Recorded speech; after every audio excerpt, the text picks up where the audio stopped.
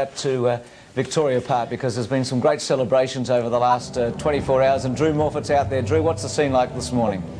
Well, Bruce, it's unbelievable. If they're suffering a hangover here this morning, you wouldn't know it, because they're all coming back to do it all again today at a family day. The players will be down here later on in the day. At the moment, if you can hear me, it's a miracle, because there's a rock band going on in the background. But last night, the estimates of the crowd ranged from 20 to 30,000 or something. It was just scenes like a rock concert. The players were just greeted like gods when they came back from the Southern Cross here last night.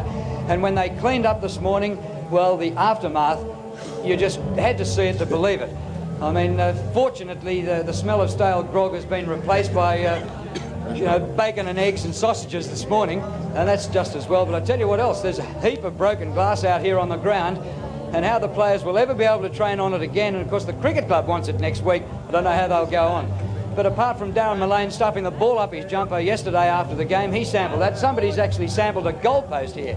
So the celebrations have gone on and on and on. And I'm pleased to say that a few of the players have turned up already, and I'm going to have to drown this singing out. I mean, it's sacrilege if you don't wear black and white here this morning. I've got Mick McGuan over here. Mick, come in. What was your night like last night? Yeah, not too bad, mate. Just probably haven't had much sleep, but getting over it.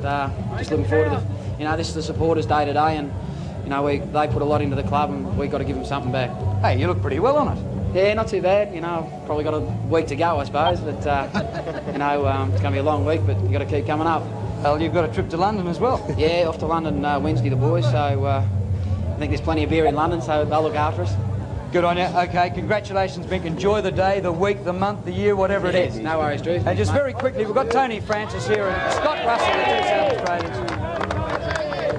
the two South Australians who played in the flag in their first year. Congratulations. What's it feel like? Fantastic, Drew. It's fantastic, yeah.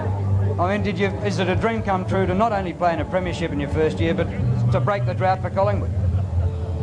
Well, I'd say just unbelievable. Yeah, don't know what to say. It hasn't sunk in yet. Hopefully it'll take a couple of days to sink in, but we'll just enjoy it until then. All right, we'll look forward to the rest of the day. Enjoy it with the fans. I'm sure they're going to make you feel like heroes, and you certainly are for these legions of Collingwood supporters. Well done. Thanks, Drew. What have you got to say? Thanks, Drew. I thought they might say that. Drew Morfitt at Victoria Park, who, with Mick McGuan, Scott Russell and also Tony Francis. Leigh, just one question about Tony Shaw. Did you think he was a very good player when you went to Collingwood? I can remember one day I'd often say this to Tony back in, I don't know, 83 or 84 or something, might have even been earlier than that. And we were playing Collingwood at Victoria Park, and I was roving, and Shawry came out sort of as the tagger. And I looked at Tony and I thought, you know, the rotund, I'll be able to outrun him today. And then when I come to Collingwood, I found out Shawry's the best long-distance runner there. So appearances are deceiving, and Tony's been just an inspiration in the way he goes about his football. He's been a role model, and that's what you want. Leigh, as far as the running goes, what happened on the lap of honour? You looked like you were ready to start, but then you dogged it. Ron, just one question to you. Does the Norm Smith medalist get an automatic entry into the state team next year? No one does. No one does. Oh. Now, Leigh, you're not coaching yourself in London. Is this a family thing, or is it because you want to have less time with the players so you're fresher to them for more years? Same reason I didn't play in the state games in the 78. Pressure. No, actually, well, part of the reason my daughter's 18th birthday. And I thought I should be around. Take her over. Well, I offered. No, she's doing HS, year 12.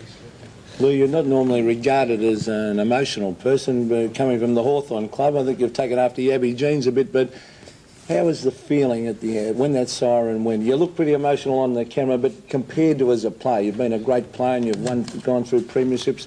How does it compare? Well, it's all a different experience, I suppose. I mean, you play the game over in your mind and think of all the scenarios, like a close finish, you're well in front, you're well behind, and sort of that, to be able to sort of, at the 25-minute mark, sort of walk down and know that you're going to win it, and then it's just that tension. It's funny, I mean, your 20-minute mark, you're 7 or 8 in front, you still think you might get beaten. I mean, I think that's the way you go into the games, and you know, when you knew there was 30 seconds to go, it seemed like the longest 30 seconds, and it was just such a relief. Really, I think that's the main emotion you feel, relief. What about you, Tony? What emotional state were you in after the game? I was a bit empty, I think. You know, when the siren went, you'd think you'd be... I nearly cried. As a matter of fact, I had a tear in the eye, but I was more relieved that we'd got there and done it, you know. I think the pressure of our past sort of record was, it is there, and you can't ignore it. So to get there and lose was going to be, I think the fear of losing was probably a big factor in us playing the way we did. And, it's just, it was a bit of an empty feeling, but I felt great when I woke up this morning, I know that. Tony, did you sleep with a medal last night? Yeah, I got it there, mate. Got them both, yeah. And just finally, what about for the family? I mean, Ray and Neville, it must mean that little bit extra to you. Is it true they had a toast to you a week ago? And yeah, my mum's place. That was pretty emotional. My family's always backed me up, and I know Ray loves Collingwood, and he would have loved to have been out there yesterday. But they had a little toast to toast the success of Collingwood in the grand final, and said, they knew what we were going through, what I was going through probably, and it was an emotional time, and it just sort of taught me that people like them, they love Collingwood, and we've got a lot of other people like the supporters who love it, and it's just been a fantastic effort for them. Well, congratulations to both of you. Leigh, you've achieved everything that's possible in footy, and Tony, you're almost there as well. Yeah, well done. Congratulations. A fantastic performance. Leigh Matthews and Tony Shaw, coach and captain of Collingwood, who won the Premiership in 1990. We take a break. Kevin Sheedy, Tim Watson coming up shortly.